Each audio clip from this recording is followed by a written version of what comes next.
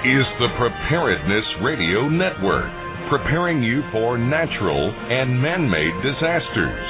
Helpful tips on gardening and homesteading. Be prepared. And remember, preparedness saves lives. This is the Preparedness Radio Network.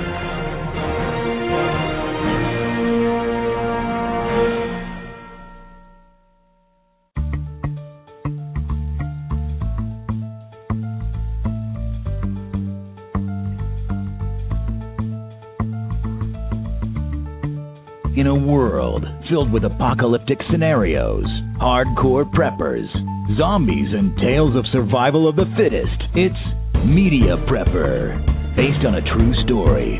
Or maybe not. If you can read it, watch it, or play it to enhance your level of preparedness, you can be sure we're talking about it on Media Prepper. Media Prepper, the radio show that embraces both fiction and nonfiction to explore survival scenarios. Movies, books, magazines, online videos, social media, even video games. No format is off limits on Media Prepper. Helping you to wrap your mind around it all is your host, Carolyn Evans-Dean. Welcome to Media Prepper. Some folks prepare sporadically to address an immediate threat like a looming blizzard or a hurricane, while others prepare haphazardly, addressing needs in a rather disorganized way and stashing food in a willy-nilly manner. There are organized preppers and armchair preppers who watch shows on TV as their sole prepping activity. But how does a NASA engineer prepare for emergencies? He does it by design. Dr. Arthur Bradley holds a doctorate in engineering from Auburn University and currently works for NASA.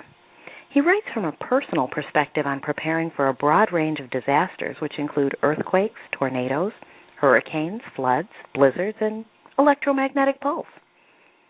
Moreover, by focusing on the science and not the speculation, Dr. Bradley's ideas have been featured in mainstream publications like the New York Times, Money Magazine, the Toronto Sun, Popular Mechanics, Men's Journals, and numerous radio shows.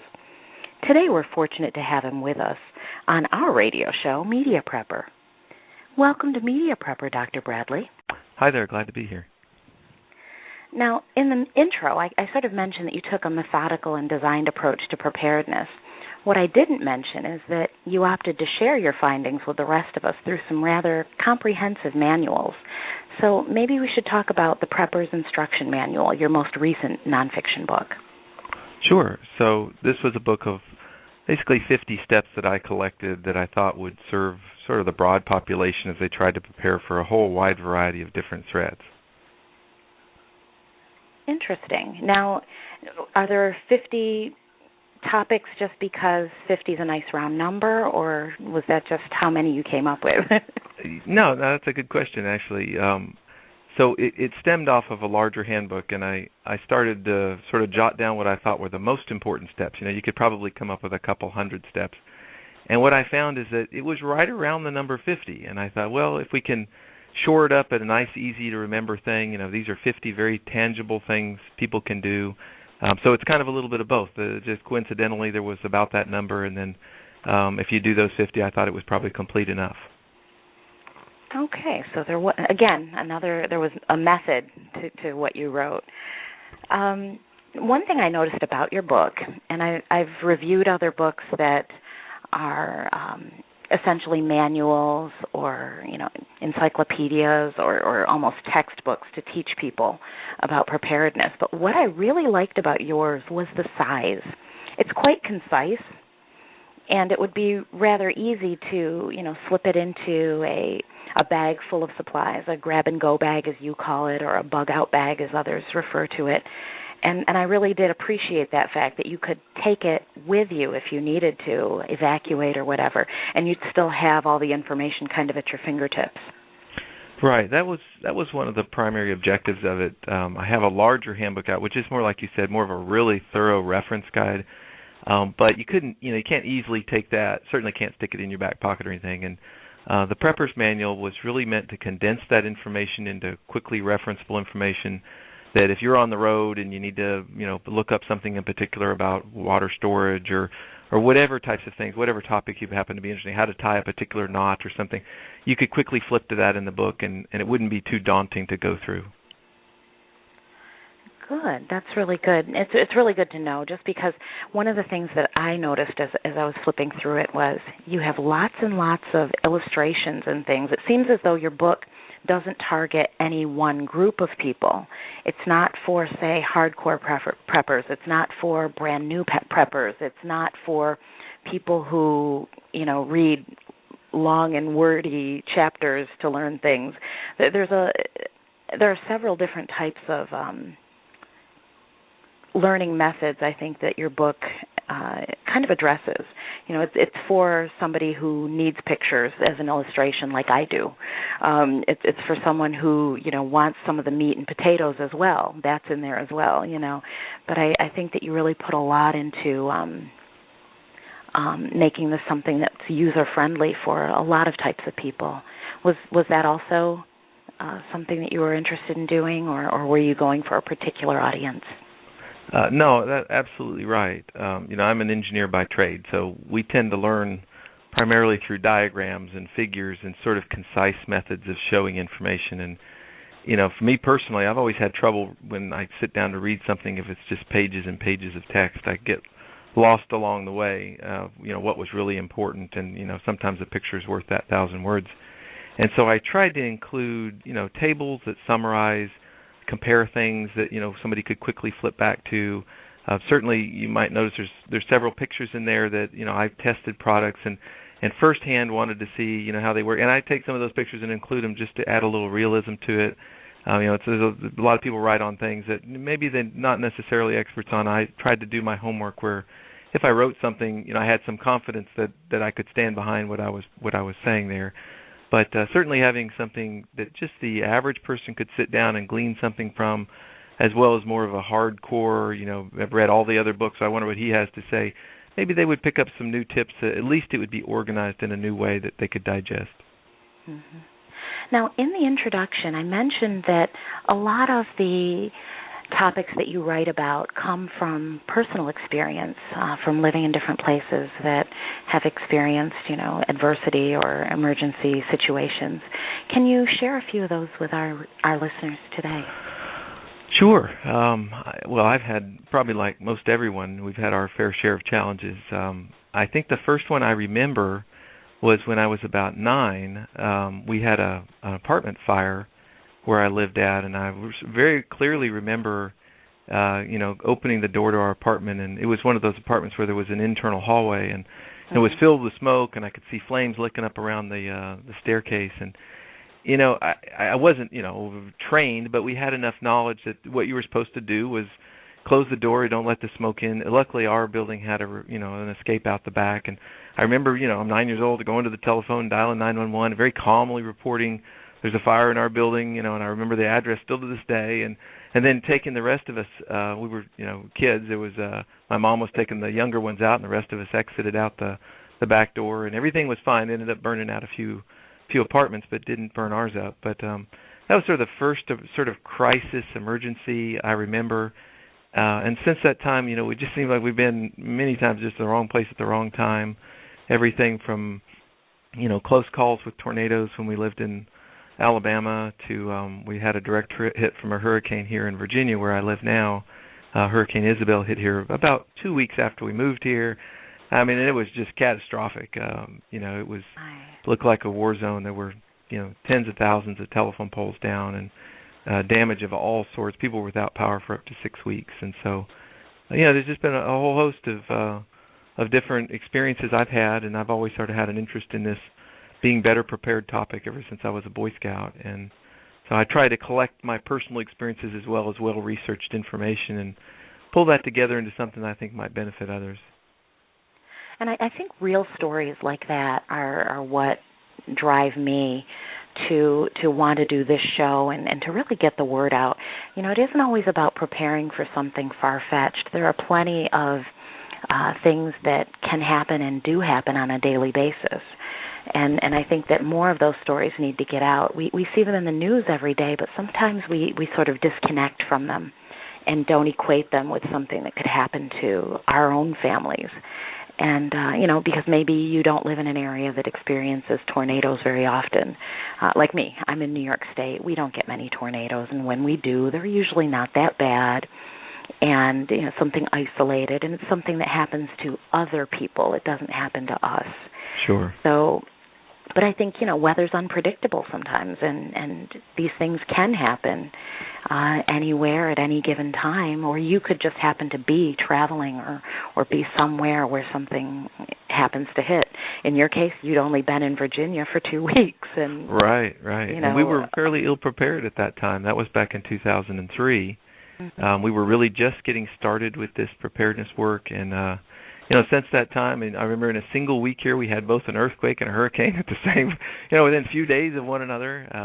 Oh my so goodness. Yeah, it really, life really is. It does throw you some curveballs, and of course they're not all weather related or natural disasters. There was of course the big tsunami that occurred in Japan, and although that was a long distance away, I had actually walked those streets of Japan. I had friends living there in that exact area hit, and I know when the event happened, I was fearful for them, and of course a lot of people on the west coast of the United States who would never think about something in Japan affecting them, all of a sudden saw, a radioactive cloud coming over the ocean, and people became very frightened. Well, what does that mean? Are we in danger?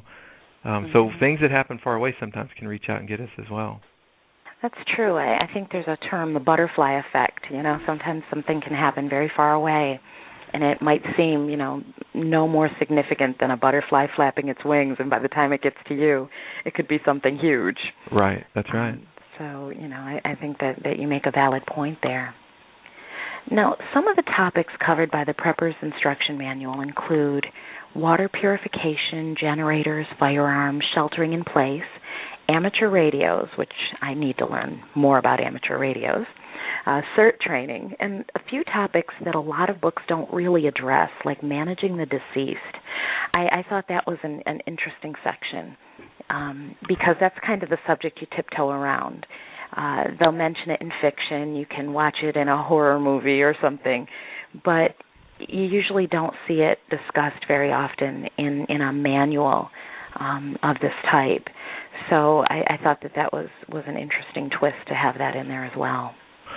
Yeah, I think the 50 steps, they kind of cover the gamut of the traditional disaster preparedness topics like food, water, shelter, coming up with a good plan, and certainly that's where people should start. But there were some other topics that, like financial preparedness or maybe really, if you were, like you were bringing up, burying the deceased, it's not a topic you deal with often, but it would be nice to have in a manual, what kind of things would you worry about? How would you properly handle this? And so I did a little research to make sure it was accurate and collected that. It's just in a few pages, but, one day it might be helpful to someone who's in a really bad situation and they're having to deal with, essentially people who have died and there's no services yet to come in and help them with them. Mm-hmm. Exactly. Now, as an author, you do a few things that many authors would find unorthodox. You offer a money-back guarantee on your books, and you seem to take the criticism that you do receive constructively. I would think that most authors would say that that's one of the most difficult parts of being a writer, having somebody else critique your work. But you really seem to take it all in stride and just sort of turn it into something more of a positive dialogue. What would you say to that? Well, certainly you as an author as well can appreciate this, that it is extremely difficult and personal. You put a lot of your sweat, blood, and tears in what you write, and then, you cannot possibly please everyone all the time. It's just impossible. It doesn't matter what you write, because people share different opinions. And so you get criticism, and I do try and take it, especially if it's fair criticism. I read it and I think, that's probably true. I try and roll that up, and I usually reply to people that criticize it and tell them, well, your point's taken, or, I hope you got something useful out of this anyway. And I try and take it as positive as I can. Of course, sometimes I do get my feelings hurt on occasion. And I, as far as the books, I always said if I ever sell anything, I write a book and I sell it, if the person's not 100% satisfied with what they've got for their money, give it back to me, I'll give you money back. Or just keep it and I'll give you money back. I don't want anybody walking around with my book in their hand going, I wish I hadn't paid, whatever I paid for this, because I didn't get enough use out of it. And what I have found is that 99% of the people feel like they get their value, and every once in a while you have somebody that says, I didn't really like your book because the whatever reason. I give them their money back, and we part friends, and they say, well, thanks anyway, I appreciate you, treating me the right way as a customer. So. Mm-hmm. Yeah, I think that's definitely, a wonderful standard that you set, and I think that all of us could learn from the example that you set for us. Now, another thing about this book is it seems as though this topic, you talked about your past and all of that, but it seems as though this topic really, really resonates with you. Is it just because of the experiences that you've had? Is it the experiences when you turn on the television and you see other people suffering that, you really wanted to come up with something that would be a way to help them? We can't roll up our sleeves and help everybody because, they may be halfway across the world or whatever. But it just seemed as though this book was something that maybe you thought could really spread the word and help other people to help themselves. Is that the case? That is the case. My journey started really, back when I was fairly young. My father was really into more of, I would say, conventional survivalism. We were all about learning the tricks of the land, that sort of thing. And while that was very interesting, I found in my modern sort of society life, I didn't get to really use that knowledge that much. And, of course, I did some time in the service, and all that was very handy. But it wasn't really until I had a family back in 2001, of course, we had the terrorist attacks on the World Trade Center, that I remember very clearly being at work and watching those buildings burn, that I had this feeling of uncertainty, that I didn't really know what was next. I didn't know, was this the start of something bigger, and does this mean something? Is our government going to have a problem? Are we going to... I didn't know what it meant. I didn't know we were under attack as a nation. So it was very disconcerting, and I realized that, I often tell people this, we're not as safe as we would like to believe, right? The world is generally, conducive to our safety, but sometimes it's not, and other people in other countries certainly feel this as well, that sometimes the world just changes, and it often does so quickly. And so that motivated me, that personal experience motivated me to really take a good hard look at how prepared we were as a family. And so, we started out as logically as you can. You buy every book on the subject you can. You read all of them. And I figured out that there really wasn't something out there that had the right tone for me personally, which was more of a practical tone. Like, I just wanted something I could really put my hands around and go, yes, if I did these things, I would feel prepared for what I'm really worried about. And so I started jotting down notes, and like we all do. And before long, it was fairly large, and I thought, I should put this together as a guide for other people that are in the exact same situation I am. They just want to be better prepared, and they don't have to read these 14 books that I've read. And so that's what I did, and it rolled up into a manual. And I've tried to, since that time, go on the road and truthfully, I don't go on the road to sell books to people. I don't even bring books usually. I just go on the road to try and talk to people about family preparedness. And, of course, recently there's been a big, what we call the prepper movement, which everybody interprets differently. That's a whole topic in itself. But my view was, a prepper, a real prepper is someone who's prepared. And that means somebody who's stepped up and, assessed what their dangers are, taken preparations to meet, whatever those impacts from those threats are. That, to me, is a prepper. Now, that might mean storing food. That might mean buying a firearm. It might mean a lot of different things to different people. But I go out and I try and spread that word. My good word is, hey, we're all in this together in some sense or another. Let's see if we can keep our families safe through thick or thin. And that's where I come from. Well, on that note, I think we'll pause to hear from our sponsors, and then we'll be back with more of this interview with Dr. Arthur Bradley. You're listening to Media Prepper on the Preparedness Radio Network. Want to reduce your dependence on the electrical grid? Trying to save money on groceries? Preparing for a major power outage? We can help. Layman's is your source for everything you need for heat, food, light, and water when there is no power. Glenda Lehman Irvin here for Lehman's in Kidron, Ohio. My father, Jay Lehman, founded our store in 1955 to serve the local Amish with non-electric appliances, tools, and houseware items. Today, through our website, Lehmans.com, a print catalog, and a retail store, we provide oil lamps, water pumps, wood stoves, canning supplies, and hand tools to customers all over the world. If you think it isn't made anymore, check with Lehmans before you give up. Visit Lehmans.com or call us at 1-877-438-5346 for a free catalog, or just stop by. We're located about an hour south of Cleveland. Everyone knows that the fresher the food, the better. Better for health, nutrition, and of course, taste. This is especially true with grains and flours that can become rancid so quickly. That's why it's important to have a quality grain mill for use today and in your preparations. The Wonder Mill Company is the only American company to produce an electric mill as well as a manual mill, and they're made with the highest quality materials and workmanship. They create the finest flours, whether from whole grains, gluten-free grains, beans, and even more.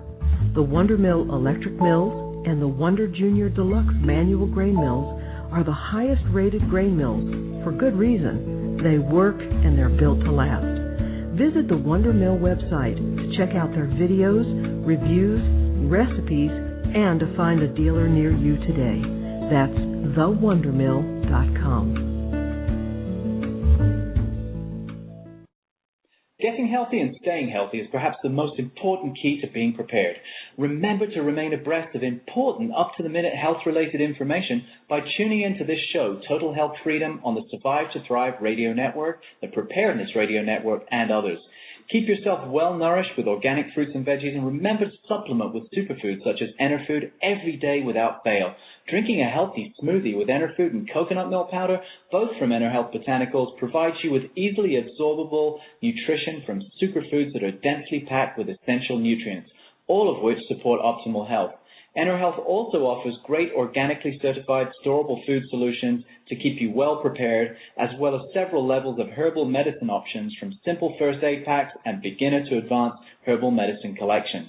Try their tasty immune-supporting coffee, NutriCafe, and their hot cocoa blend, Cocoa Mojo, both infused with immune-strengthening medicinal mushrooms.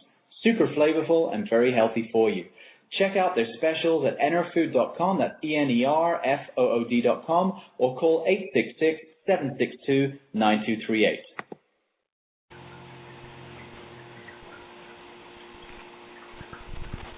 And Media Prepper is back. I'm your host, Carolyn Evans-Dean.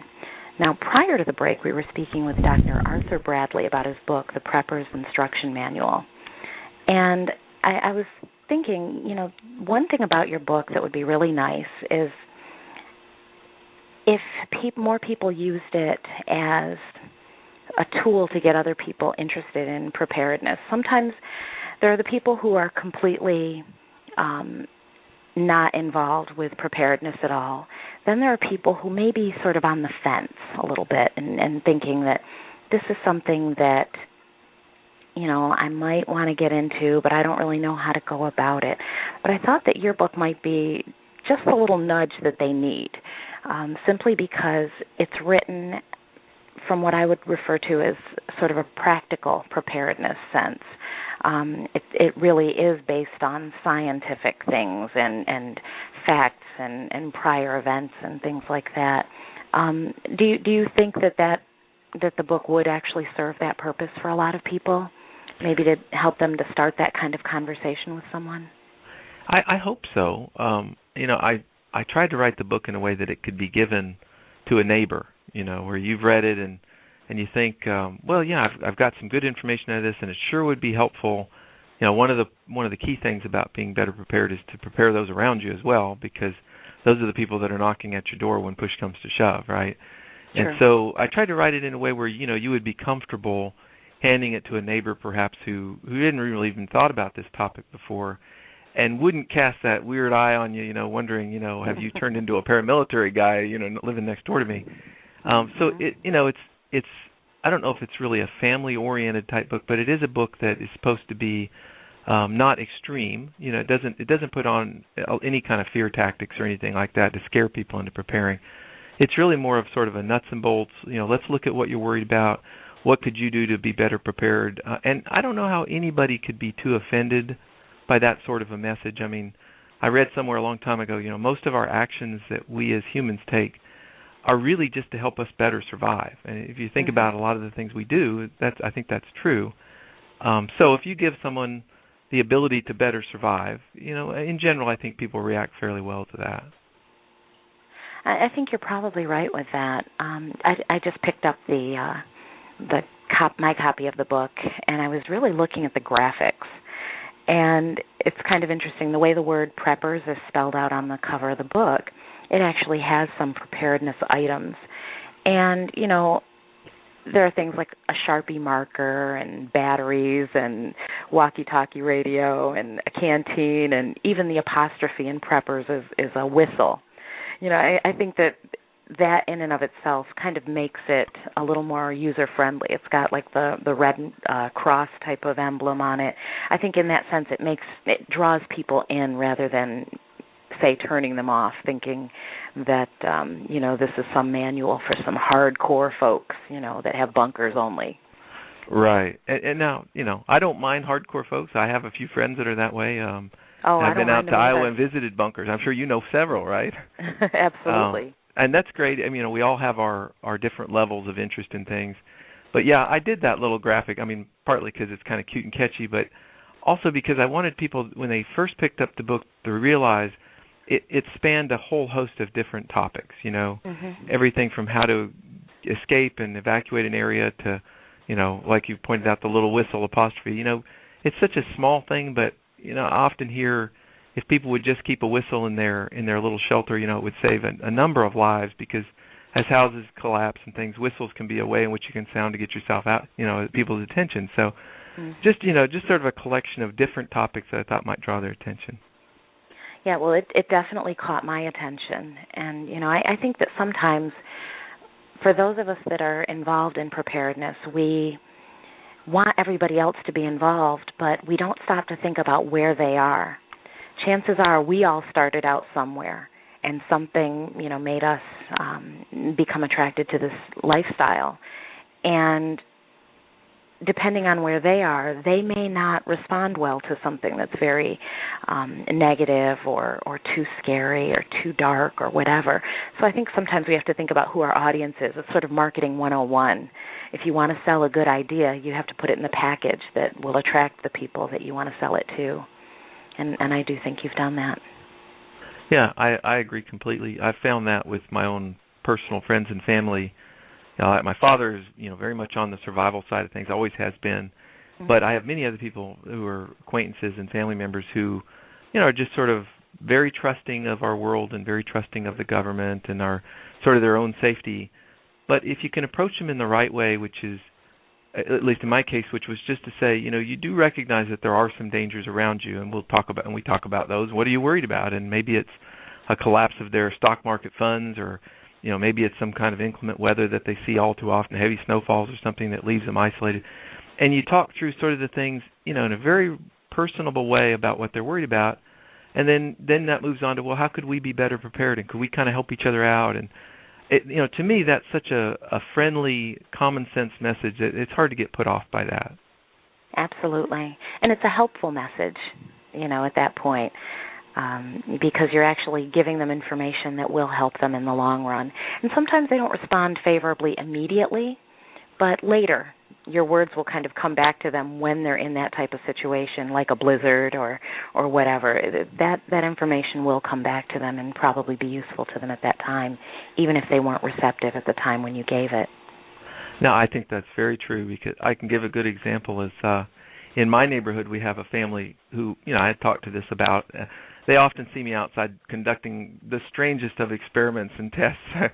Everything from being pepper sprayed to covering a car with tinfoil to check how protected it would be. Just an assortment of things they witnessed, and most of them get a good giggle out of it. I mean, they recognize what I do, and but I remember one family in particular really seemed put off by it.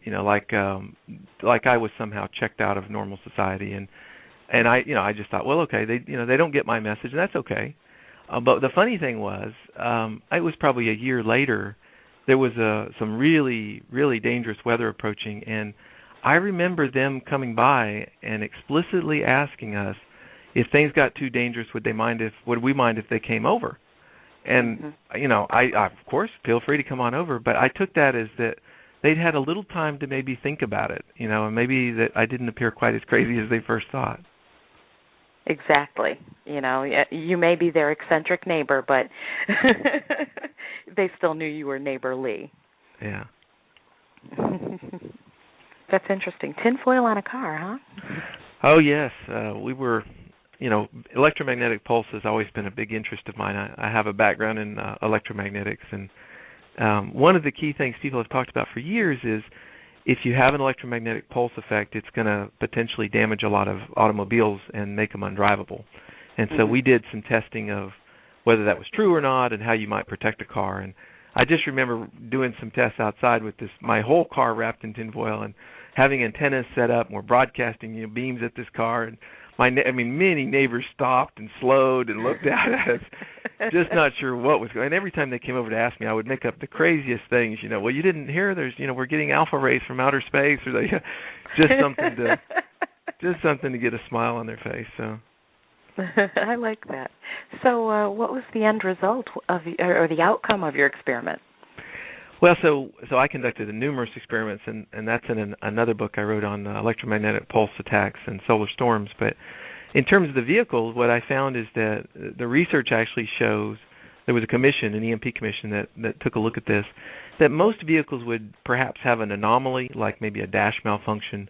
Some vehicles would stop altogether. But by and large, under 10% of the vehicles would be permanently damaged where you couldn't restart them. Now, that's still a lot of cars. If you think about you're on the interstate and all of a sudden one out of every 10 cars stops working, you're in trouble, right? But so I looked at, was there, for example, a way to store let's say your car's in your garage at the time when this event happens. What's the chance, is there something you could do with minimal effort to protect your vehicle? You're not one of those 10. And so, and sure enough, if you were to make a conductive car cover, and we did this out of tinfoil and plastic just as a trial, you can drop the field that the car sees in the electronics by about a factor of 100.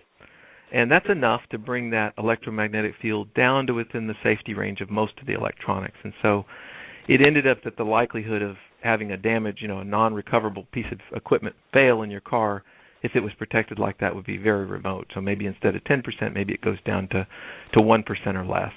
So it just did some preliminary work on that and published that in that book as well. Interesting. Definitely interesting. And I'm going to have to read the other book, too. I can see that. Now, speaking of other books, I was very surprised to hear that you were writing fiction. People tend to think that there'd be sort of a battle going on with the whole left brain, right brain thing. But, you've written factual, comprehensive preparedness manuals, and now you're indulging your creative side. So tell us a little bit about your novel, The Survivalist. Sure. Well, I have always had an interest in sort of post-apocalyptic fiction. I've just always liked that sort of genre, the thinking of, a few people left over and how are they going to survive. And I think there's a lot of people that sort of share that secret, embellishment in their life. They're thinking through that scenario. And so, I decided to put pen to paper, just see where it took me. And Jerry Ahern was a famous author years back who wrote a whole series called The Survivalist, which I read and I loved them. And so I didn't want to in any way copy his work or his storyline, but I just liked the title, The Survivalist. It made sense. My book's called The Survivalist, Frontier Justice, which is the first of the books in a series I'm going to put together. But so I started off and I thought, well, what would be an interesting, incredible threat that that people wouldn't say, oh, that's so far-fetched, that would never happen. And I think probably the most credible threat to the human species right now is some kind of pandemic. It's only a matter of time before there is a serious pandemic that affects our planet. And so I sort of took that to the extreme and had a pandemic sort of get loose on the world in this book and destroy, kill off most of the people in the world. And those that survive have a whole host of problems to solve, including the obvious ones, which is just how do I stay alive without any resources, to some very specific threats that they face as well. Interesting. Now, I have to admit, You had me with the first chapter. Great. The very first chapter. That, I mean, it's very short, the first chapter is, but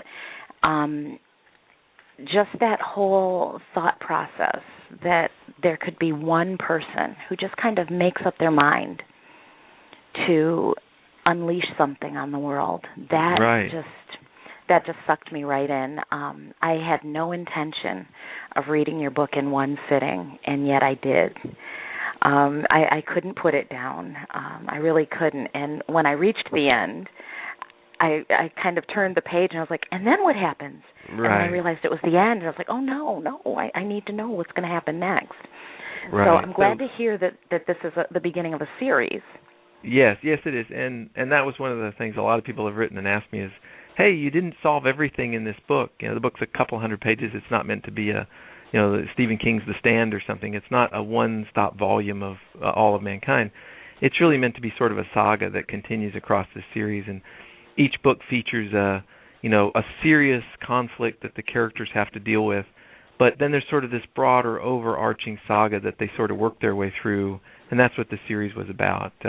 It's funny you say that about the first chapter. It is very short. It's only a few pages, and it's the only time we ever in the book really meet the villain of the book, if you want to call him that, the person who unleashes this pandemic. And I've had many people write me and saying, I kind of identify with that guy.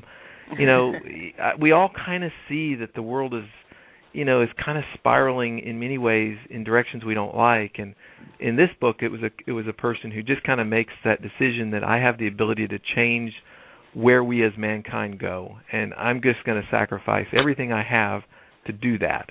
And then I spend no more time in the book really detailing his motivations or how it plays out. The story is really about what happens after that event occurred. And so whether right or wrong, that's the angle I went with it. Yeah, I thought it was an excellent angle to take with it. I think Alfred Hitchcock had what he always described as the MacGuffin in his stories. It was something elusive that people were chasing after. And, sometimes he didn't go into real detail about what it was. It was always something kind of vague. But that was always the catalyst in his stories. And that's kind of what this is to me. There's this, shadowy figure. You find out why he did the things that he did, but then you don't waste any more time on him. And so I kind of related to that. I'm a big Hitchcock fan. So great. But tell us a little bit more about your lead character, Mason Raines. I thought he was pretty interesting. Yeah. So the lead character is a U.S. Deputy Marshal, Mason Raines, and you have to be fortuitous to survive these kinds of events, and he ends up being fortuitous in the sense that he's away up in the mountains at his family's cabin when all of this happens, and so he's sort of out of pocket, and it's sort of like this scenario I often think about. If you just kind of step out of your door one day and the world has just fundamentally changed, and that's the situation he finds himself in. And of course, this is a root 'em, toot 'em, shoot 'em up book where there's a lot of gunplay and adventure and action. It's not meant to be a serious, sobering look at mankind. It's really meant to be an adventurous, popcorn-style kind of a book where you enjoy the read, enjoy the adventure with him. But so he's a character in a sense, that you could have easily transported from the Old West, and I try and take that personality with him. He's cold. He's able to handle things very efficiently, but he also has sort of a warm, concerned feeling for others, willing to do the tough things that they need done. I use that term, point of the spear. People have probably heard that before, but where there are sometimes really difficult things that somebody has to do, and most people are not able or willing to do those things. And Mason Raines is the kind of guy that will step up and do those really difficult things. Some of them aren't always things that people react well to because blood's usually spilled. But that's the kind of character I rolled into him. Hopefully I made him unique enough that people can identify with him, but also sort of be surprised by him sometimes. What I liked about him is he really didn't feel two-dimensional. He really seemed complicated, actually. It's probably the best word I could use to describe him. As you read through the book, you realize that he really has been shaped by a lot of the things that he's gone through in his life. Right. So, his history, at least as detailed in the first book, he's a soldier, a war veteran, spent some time as a U.S. Marshal and been involved in sort of an unusual number of violent conflicts. And throughout those experiences, certainly they've hardened him. No question, he's a relatively hard character, although not as hard as his father. But so yeah, he's a character that is trying to figure out where he fits in the new world, where all of a sudden all of the law and order and society's sort of structure is now called into question. And he, in this book, in the first book, he's trying to figure out what his purpose is. And I tried to get that sense of, not only in his character but in other characters, really trying to find their identity in this new environment. Mm-hmm. Well, I think you did an excellent job. As I said, I really enjoyed the story and found that it moved rather quickly. I read it all in one sitting just because, well, aside from the fact that I couldn't put it down, but each page kind of forces you to turn to the next one. So that was, kind of a nice experience for me. I love it when a book forces me to read it in that way. Well, I appreciate that. The storyline did remind me a little bit of the movie, The World, the Flesh, and the Devil from 1959 with Harry Belafonte and Inger Stevens. I don't know if you're at all familiar with it. No, I'm not familiar with that movie. A little before my time.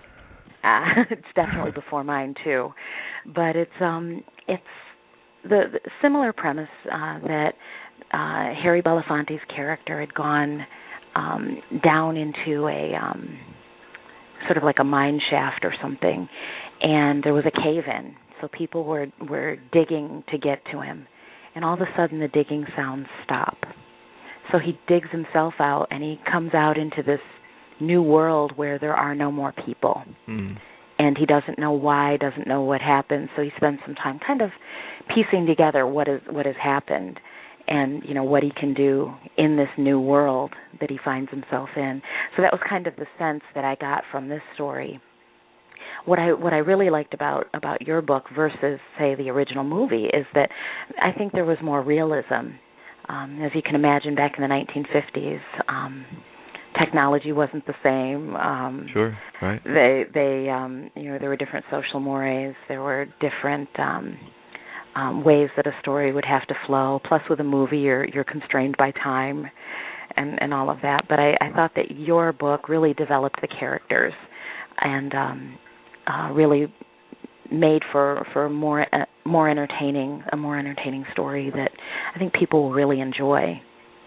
I hope so. I'm a big movie goer. I love movies. I love reading good books too. But when I write, I kind of imagine that I'm writing for a movie in a sense. What would be the next interesting, fun scenario to see, and what would that environment be like, and how would the characters react to that?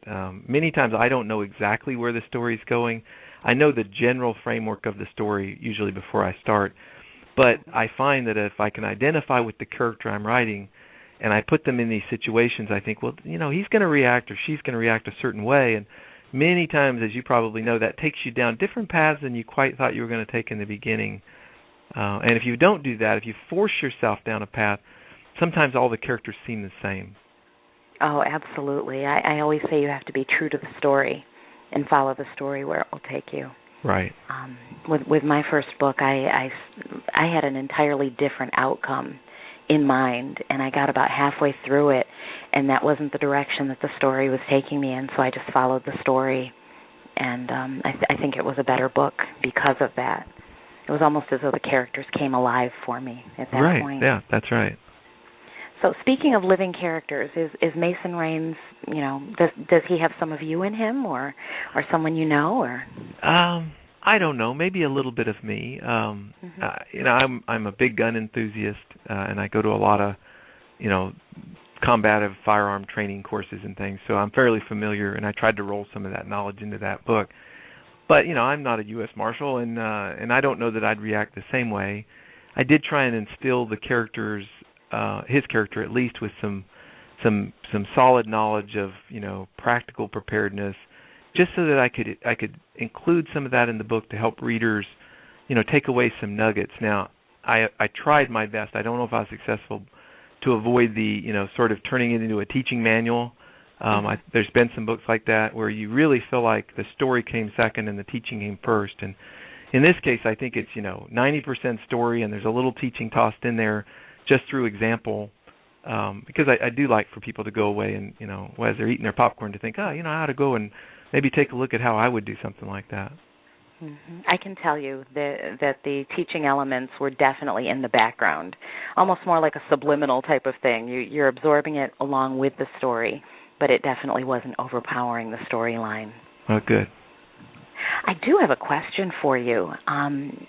When we were talking about the Prepper's Instruction Manual, I had mentioned the fact that there were a lot of illustrations, and I thought that the illustrations in the Survivalist were amazing.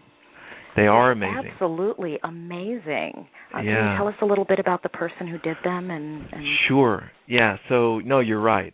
If for no other reason, somebody were to pick up the Survivalist and just want to thumb through it and look at all the illustrations. There's 14 of them, and they're all really high quality illustrations. And I went through a process to find the artist. There are utilities out there. There are services out there you can hire people to do a variety of services on books. And I went through a company called Odesk, which is an online contractor service, and I auditioned about 8 different artists. I asked them to draw a single scene, which is the first scene actually in the book, and I compared their work and I described what I was looking for, and ended up with an artist who lives in Russia, who sort of works freelance as an artist, and a guy named Nikolov, and it really is just an incredible artist, honestly top notch, and he's been kind enough with a little bit of a pay raise to go ahead and pen the ones for the second edition as well. So I'm really thrilled he's already got a few done for me for the sequel. Well, I just thought they were phenomenal. There's one of a German Shepherd that I absolutely love. I have a soft spot for German Shepherds anyway.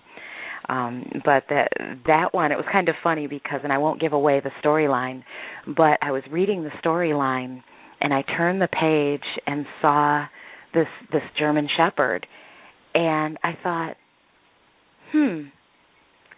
the artist, got this one wrong, just wrong.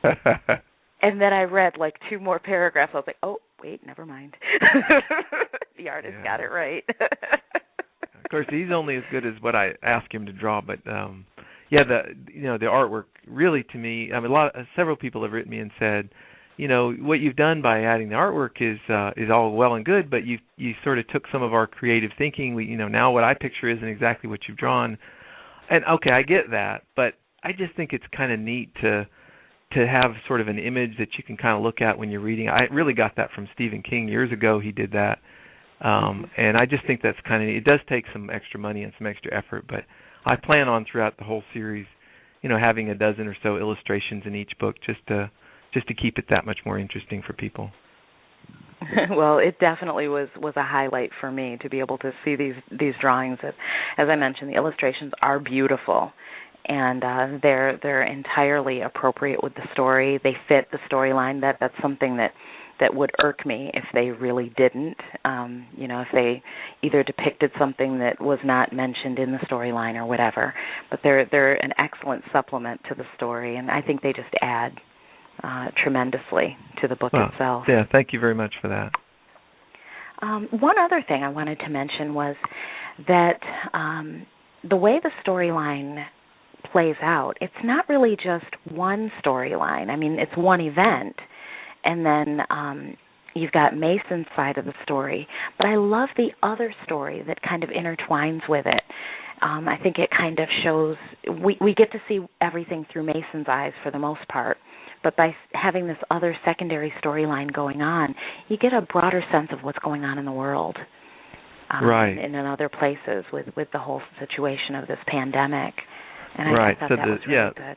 So the second major, there's really 3. There's the sort of the president side, and then there's a second major character, which is Tanner Raines, which is Mason's father, who's actually in prison for murder. He's a fairly violent fellow who has a short temper for stupidity, if you want to call it that. And he finds his way out into the world, and he's a uniquely different person than a lawman, but he finds himself in sort of that situation where he has to do good by necessity, and it's sort of the gentle giant sort of thing rolls in, and I hope that following his story, especially he teams up with a young girl, that dialogue between them is entertaining, and they experience the world a little differently than what the U.S. Marshal does. Oh, absolutely. I thought that he was also a complicated character, and not just two-dimensional, where he's been to prison and that he's killed someone, and it wasn't just he's just a bad guy or he's just a brute. There were different layers to his character that I thought you were able to develop very nicely. With the little girl, one thing I thought was interesting about her was that she seemed very precocious in some of her dialogue, and I thought that fit. I'm not going to go into any more detail than that, but I just think that her dialogue was spot on with where she's coming from and kind of the level that she would be at under those circumstances. Right. I thought you thinking like an 11-year-old girl is difficult. It's tough, right? But I have 4 kids, and I have one 12 and one 10, so at least I'm familiar with that age and how they react. And I did sort of think in the eyes, tried to put myself in the eyes of maybe my daughter. The world is still at that age. There's still anything is possible, right? You're not so far along in your maturity that you recognize that there are no monsters in the world, and you've accepted that there are these truths. The world has these certain truths, and when you're 11, you're not quite there yet. And so I tried to make this character where she's intelligent and she's capable. She's able to deal with what's around her, but she kind of sees it in a little bit different light than this hardened prison escapee that's with her. And I hope that dialogue works and their dynamics work, because it's an integral part of the book. Mm-hmm. Well, I think it did. In fact, the entire book worked for me, and I'm just waiting for the sequel. When can we expect that to come out? Well, so I'm busy working on it. My goal is to have it done at the very end of September. The sequel is tentatively titled The Survivalist, Anarchy Rising. So you can probably get an idea that things are going to get worse before they get better. Of course. But I'm definitely looking forward to reading more by you. And, I'll be definitely sharing your books with other people because I think that they're quite a worthwhile read. Thank you. The books are The Prepper's Instruction Manual and The Survivalist, Frontier Justice. To find them, visit www.disasterpreparer.com.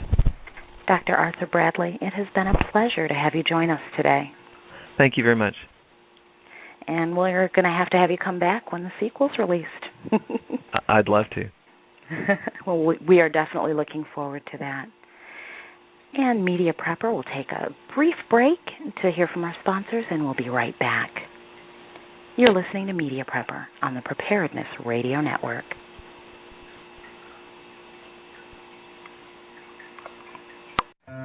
Making the Best of Basics Family Preparedness Handbook by James Talmadge Stevens. He's been a part of the preparedness community, sharing information since the beginning. That's why he's known as Dr. Prepper.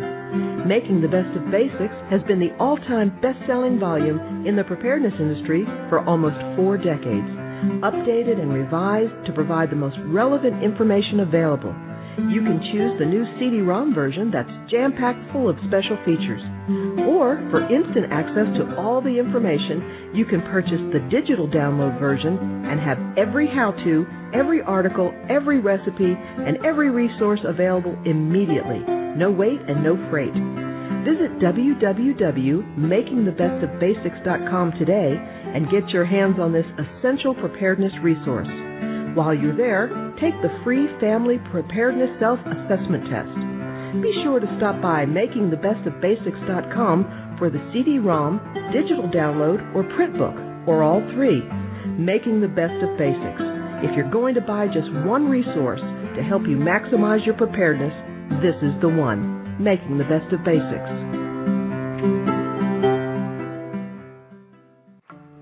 Water. It's essential for life. Water safe enough to drink has to be a top priority for every day, no matter what the conditions. That's why Aquapale is the best choice when it comes to making water safe enough to drink, whether it's storm water, creek water, or storage water. The Aquapale is the only affordable, portable water treatment system that comes in a range of sizes to meet small or large water requirements. Made entirely in the USA, the Aquapale kills waterborne bacteria, viruses, and creates a gallon of safe-to-drink water in minutes, not hours. To get your free information packet on the extraordinary Aquapale and choose the right size for your needs, go to www.aquapale.com. That's www.aquapale.com. Why wait for clean water? The Aquapale is the world's fastest, safest, and most reliable water treatment system available. Looking to get the real boil for your buck? The Kelly Kettle may be the most versatile and valuable piece of camping or emergency preparedness equipment that you can own. By quickly and easily starting a fire, protect it from both the wind and the rain, boil water and cook food at the same time, Kelly Kettle provides the ability to stay warm on a cold night, stay fed with hot food, stay hydrated, stay clean, and stay alive. All with a portable kettle that fires up with just a few pieces of natural fuel, like a pine cone, dried twigs, or bark. The Kelly Kettle is a highly efficient, portable, double-walled water kettle and cook stove. It will quickly become your favorite accessory when it comes to camping, fishing, backpacking, and emergency preparedness. You don't want to be without a Kelly Kettle. Check out the different Kelly Kettle models and accessories today at KellyKettleUSA.com. That's KellyKettleUSA.com.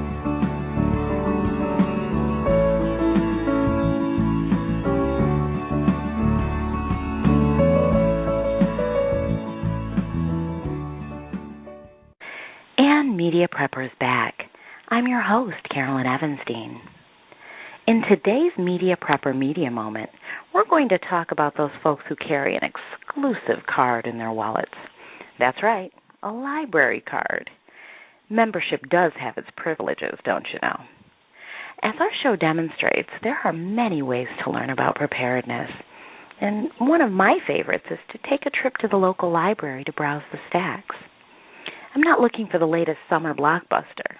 Instead, I just search for some of the older and dustier volumes that contain homesteading lore and stories.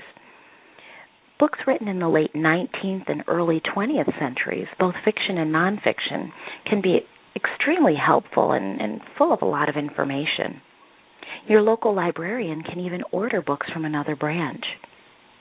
There's so much that our fast-paced and technology-driven society has forgotten about, topics like food preservation, animal husbandry, and, well, just plain old how to make household things from scratch. Most of our modern issues are not new. You know, our forefathers just had lower-tech solutions to them. You may feel differently, but I like to clear my schedule and just spend the afternoon searching for books about life on the prairie or on a mountain or on a farm. I found that I'm far more productive when working in the quiet library environment. Even better is the fact that I never have to pay any late fees for books that I've forgotten to return. And when you consider that I once paid nearly $80 in library late fees, you can understand my reluctance to actually check anything out. Using library resources within their building, though, is free. So carry the card that can open up a world of knowledge, a library card. That's all for today's show. Thank you so much for joining us. After all, if it weren't for you, I'd just be talking to myself. See you next time.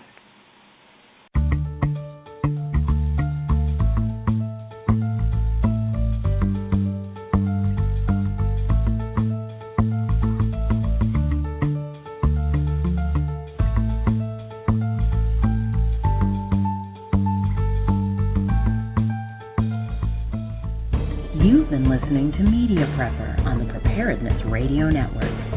Visit us online at www.mediaprepper.com and learn the many ways to connect for valuable tips and preparedness tricks from author and host Carolyn Evans-Dean. Got an idea for a show? Send us an email using info@mediaprepper.com. Media Prepper. Available only on the Preparedness Radio Network.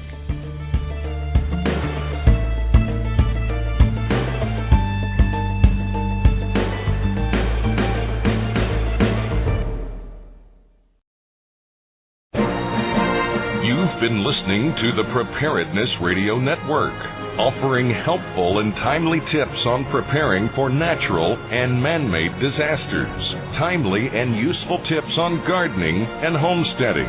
Check us out online at bepreparedradio.com.